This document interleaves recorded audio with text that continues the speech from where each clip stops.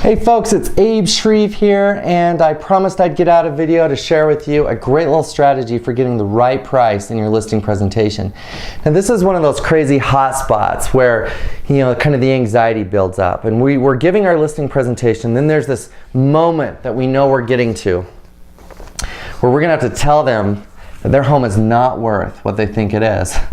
Now, the conversation doesn't always go this way, and hopefully our listing presentation has done a good job of staging this moment.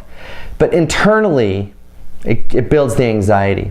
So I want to share with you a way to really help the seller self-discover what their real value is. So it goes like this.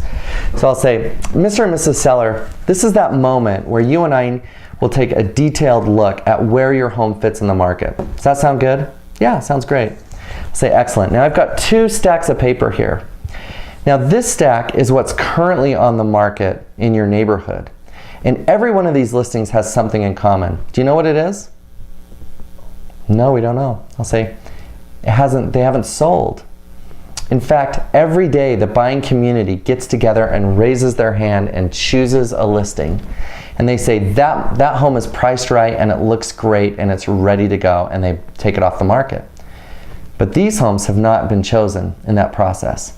Now I have another stack over here. These are homes that have sold in your area in the last 90 days. Do you know what they have in common? Now they're wise. They're like, well, yeah, they sold. Say, that's exactly right. The buyer community has raised their hand for every one of these and said, we choose that home.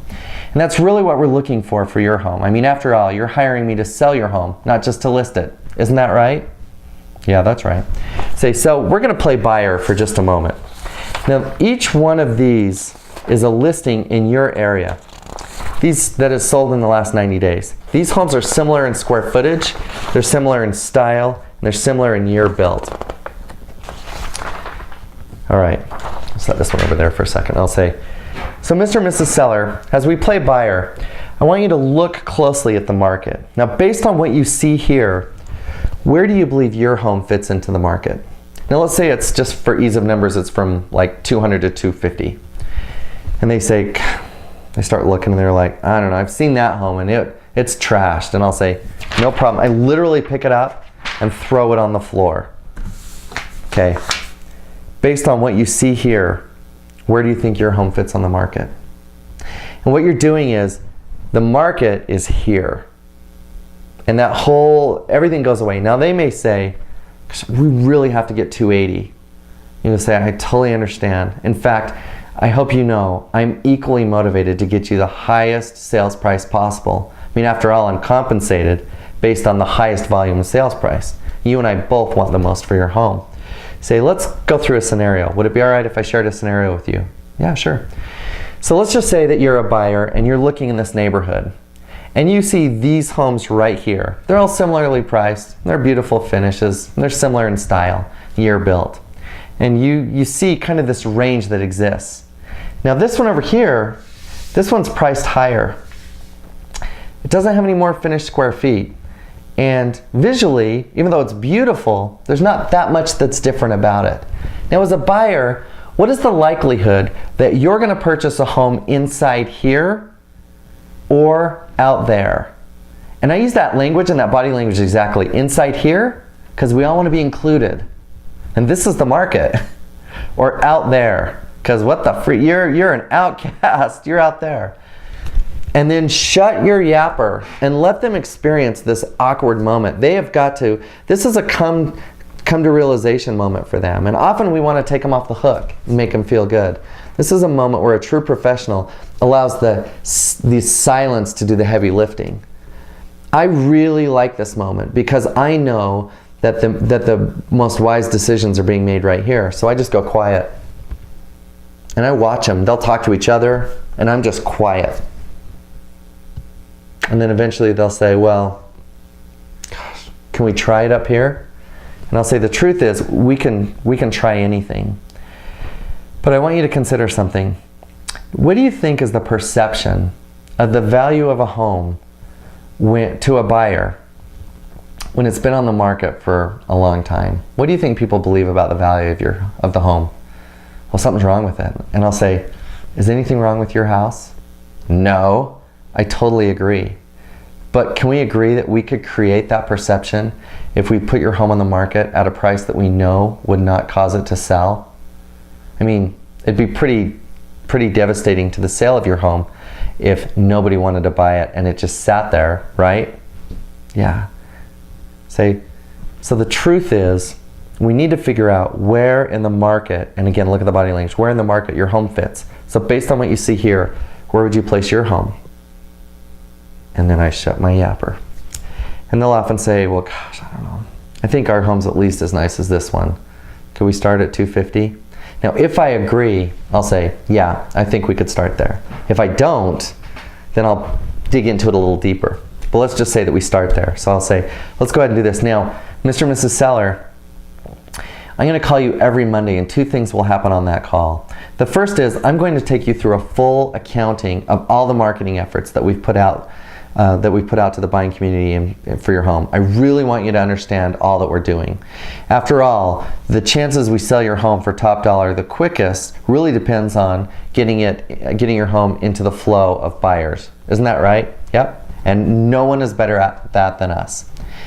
Now, the second thing we'll do on that call, and it's important that you understand this about me, is that you're hiring me to ask you the difficult questions. And if we don't have an offer, I'll say, Mr. and Mrs. Seller, we have not received an offer. Would you like to adjust your price? Don't be mad at me. You're hiring me to ask you the difficult questions. Is that fair? And they may say, yeah, that's fair, but we're not going to reduce. And they're really full of confidence at this moment. And I'll say, no problem, no problem.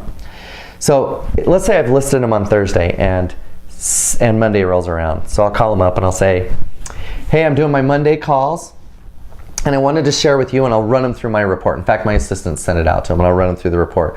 This many hits on the website, we've got this many looks at the kitchen, I go through the whole virtual tour and all of that. I'll say, now Mr. and Mrs. Seller, it doesn't matter what I told him just happened. I'll say, Mr. and Mrs. Seller, we have not received an offer. Would you like to adjust your price? And they just laugh. We just listed 4 days ago. And I'll say, I know, but remember, you've hired me to ask you the difficult questions. So do you want to reduce? And they'll say, no, I don't want to reduce. It's no problem, no worries. Let's watch closely this week and see what happens. Now, I ask them that on the first week, not because I think they're going to reduce it on the first week.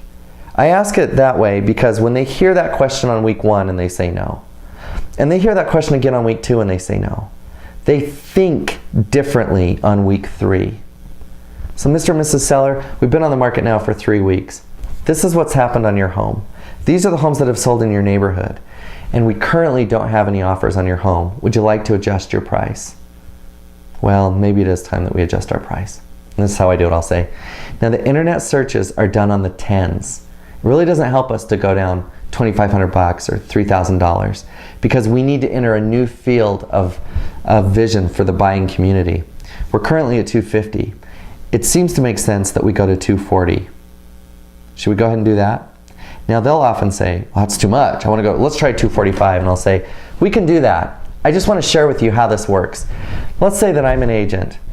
Let's say that I'm a buyer and I'm searching online and I'm approved up to $240 and you're priced at $245, but I may be a great buyer for your home.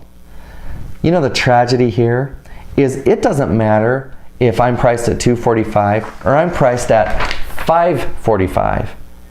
They're still not going to see that my home's for sale.